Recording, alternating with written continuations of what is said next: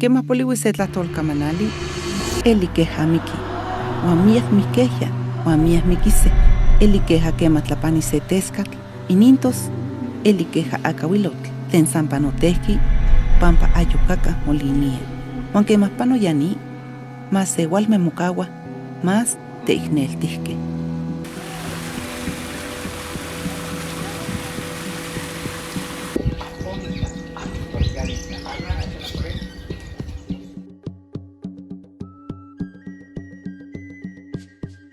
Nuevo León. Nuevo León es el hogar de 51 lenguas indígenas, resguardo de palabras que nacieron antes de la industrialización y que hoy, por el desprecio que la silencia, corren el riesgo de desaparecer. Ante estas circunstancias, ¿no? Y Nuevo León siendo el primer lugar de discriminación en el país, es el primer estado que más discrimina, y la primera forma de discriminación es por razones étnicas, ¿no? Cuando este rechazo orilla al hablante a que se despoje de su lengua, el patrimonio cultural comienza a marchitarse. Este proceso usualmente comienza desde el núcleo familiar. Justamente por eso es mi interés de que se preserve la lengua, porque en mi caso, como muchos que conozco, pues fuimos despojados de derecho a mantener la lengua por muchas circunstancias, sobre todo porque cuando hay una migración de lo rural a lo urbano, cambia completamente la dinámica social e incluso la dinámica familiar.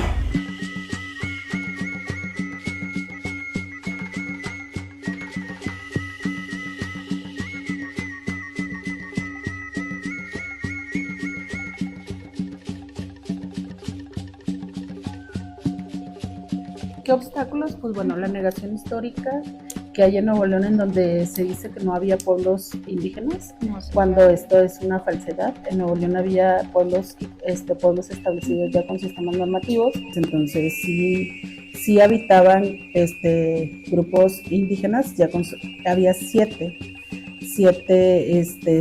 comunidades asentadas en el estado, en Gualahuises, en Linares, en Monterrey, en Guadalupe, de hecho se llamaba Nuestra Señora de Guadalupe, pero en la primera constitución de 1824 en Nuevo León, por los pensamientos liberales de aquella época, se decide borrar a estas comunidades y decir que en Nuevo León todos somos iguales, ¿no? Uh-huh. Y que no hay población indígena, ¿no? Para comprender lo que ocurrió con los pueblos originarios del estado y con la riqueza cultural que Nuevo León ha gestado desde sus raíces, es necesario entender primero el proceso más amplio, que implicó la llegada de los españoles a México. Cuando este grupo arribó al territorio nacional, su objetivo principal no era castellanizar, sino imponer y difundir el catolicismo entre las comunidades previamente asentadas. Es por eso, por lo que al principio eran ellos, los invasores, quienes intentaban aprender las lenguas originarias para propagar su religión. A pesar de que la conquista fue la semilla de la imposición del español en el país, el fruto se cultivó y cosechó durante la época colonial y las etapas republicanas, después de experimentar las políticas de castellanización y en un intento por generar una identidad nacional tras independizarnos, la lengua española fue vista como el hilo que bordaría a todas las comunidades entre sí, mientras las lenguas originarias atravesaban una campaña de desprestigio que las haría ver como inferiores y atrasadas. Antes de la independencia de México, el 60% de la población hablaba alguna lengua originaria. Hoy, ese porcentaje se ha reducido hasta llegar a 6.5%. De acuerdo con datos del INEGI, es probable que esta proporción continúe disminuyendo, pues las políticas lingüísticas del Estado mexicano perpetúan y privilegian el uso del español como lengua de prestigio y de movilidad social, sobre todo en los entornos urbanos en los que las lenguas originarias suelen percibirse incluso como un obstáculo. Identifica el gobierno que hay estas familias que viven en la misma comunidad y que les tocan escuelas muy particulares, como el de Cuauhtémoc, acá en Lomas Modelo Norte, y en el cual los niños no se les permitía ingresar porque no hablaban el español y les decían a las mamás, no lo voy a registrar hasta que no hable su lengua materna, hasta que no hable el español, perdón. Okay. Mientras hable otomí, no lo voy a registrar, no va a tener acceso a la educación.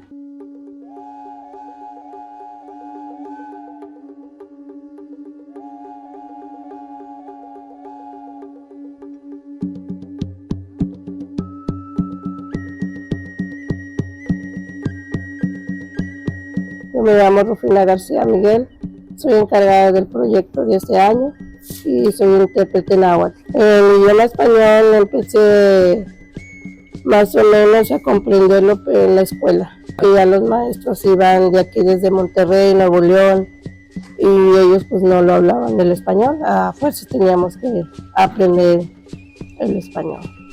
Porque pues uno en la escuela simplemente lo escucha, pero no lo habla. Porque para nosotros lo más fácil es hablar nuestra lengua materna, náhuatl. Entonces, sí comprendíamos lo que nos decía el maestro, pero nada más le respondíamos, pero no lo hablábamos. Para nosotros es hablar en náhuatl. Yo aprendí el español hasta que salí a la ciudad, empecé a hablar en español, porque me exigía hablarlo, ¿verdad? La amenaza es la discriminación, porque es una violencia estructural, ¿no? Las personas, sobre todo en contextos urbanos, tienen la necesidad de emigrar y pues al llegar a una ciudad tan hostil como es la de Nuevo León, a lo primero que se enfrentan es a la discriminación y por eso dejan de practicar o de hablar su lengua materna. Sabemos que la cultura regia pues es una cultura hostil, clasista, racista y también aporófoba, ¿no? Le gusta a las personas que denotan pobreza.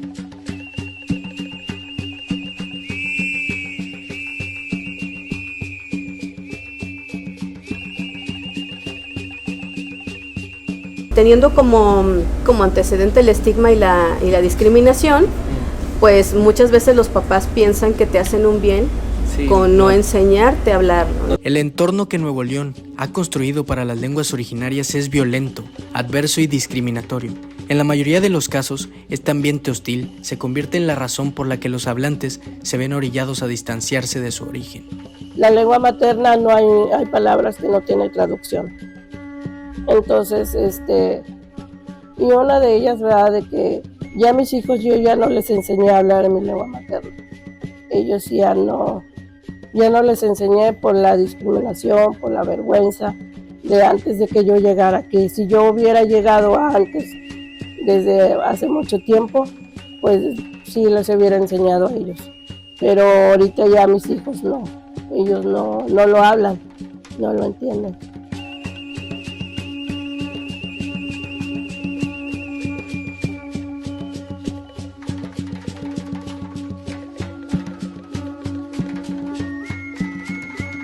Bueno, mi origen es huasteco totalmente, tanto por parte de mi papá como por parte de mi mamá. Mi papá es huasteco o nahua de la comunidad nahua de Veracruz y mamá es huasteca de San Luis Potosí. Hay diferencias, aunque el huasteco pareciera que aplica para la huasteca hidalguense, la potosina, la veracruzana y las demás huastecas.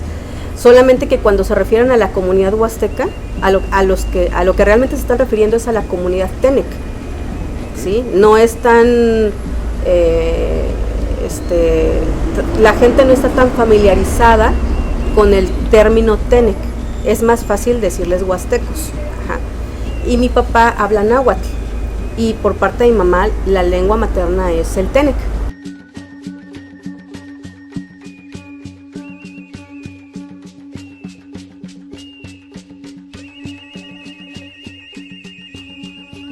La escolarización en español, la migración a entornos urbanos y el posterior desplazo de la lengua materna en el hogar han reducido los espacios en los que las lenguas originarias solían encontrar cobijo.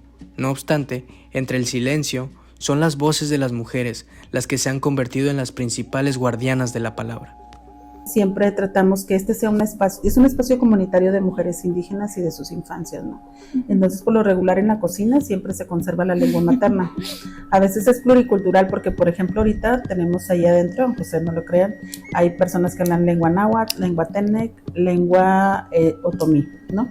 Pero a veces están compañeras que hablan tzotzil, cental, chinanteca, mixteca, y pues esa es una manera de estas conversaciones que se dan entre las mujeres, es una manera de conservar la lengua. E incluso en la cocina, las madres son las que, la transmisión de la lengua se da Por la madre. A través de las madres, ¿no? Y de las mujeres. Son las que la preservan, ¿no? Y quienes deciden si la dan o la otorgan a la generación venidera. Entonces, esos procesos pasan mucho en las cocinas de las casas, ¿no?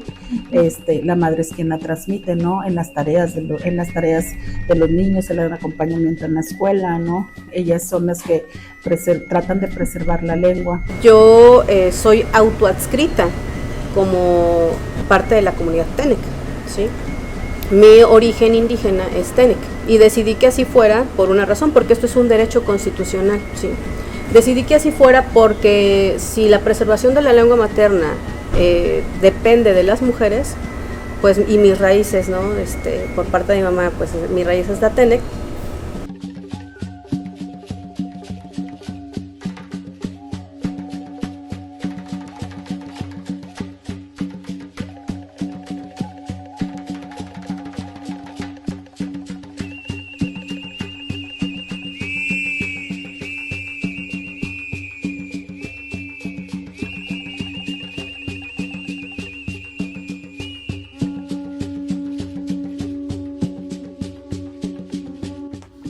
Es en estos espacios donde nace Cihuacalí, una iniciativa que se dedica a defender los derechos de las mujeres y niñas, tanto indígenas como afromexicanas, asentadas en Nuevo León.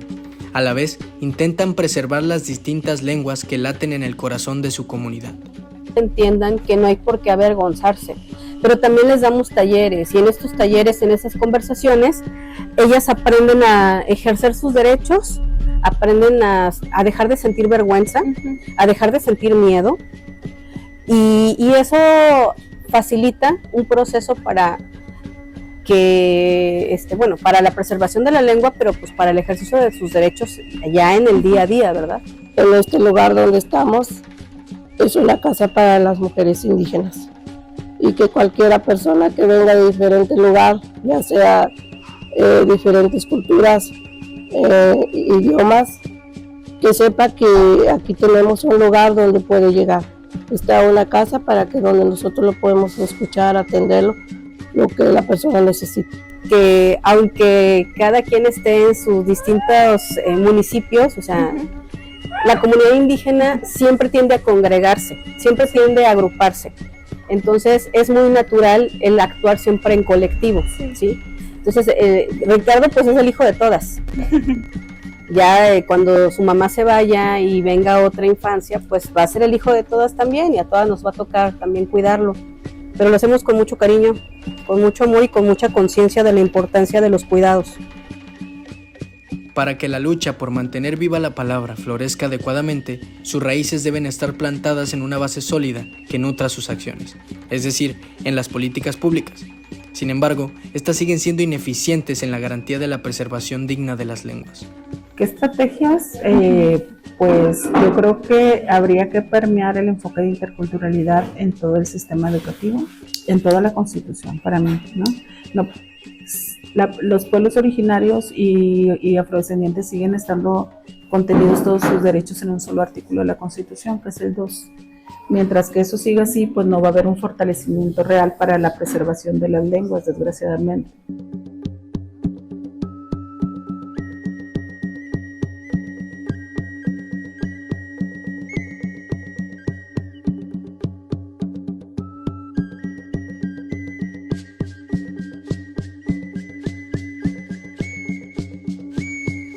En cada lengua hay una manera de nombrar, de entender y de interpretar el mundo. Las palabras y las historias que se transmiten de generación en generación nos forman como humanos. Por ello, su cuidado debería ser una responsabilidad compartida entre la ciudadanía y el Estado, pues su resguardo no es solo la conservación de la memoria colectiva, sino que además es una manera de mantener viva nuestra historia. Pues para mí es muy importante para que no se pierda nuestras lenguas maternas, porque que no quede como una historia, ¿no? Porque son las riquezas de México, ¿no? Porque si se pierde eso, quedaría como una historia, ¿no? Y si lo seguimos practicando, lo seguimos hablando, no se pierde eso. Entonces sí, creo que es muy importante seguir hablando. Cuando nosotros nos presentamos a un evento, un saludo, siempre es, ¿qué dice tu corazón? Que en náhuatl se dice Tlaquequitu Amoyolo.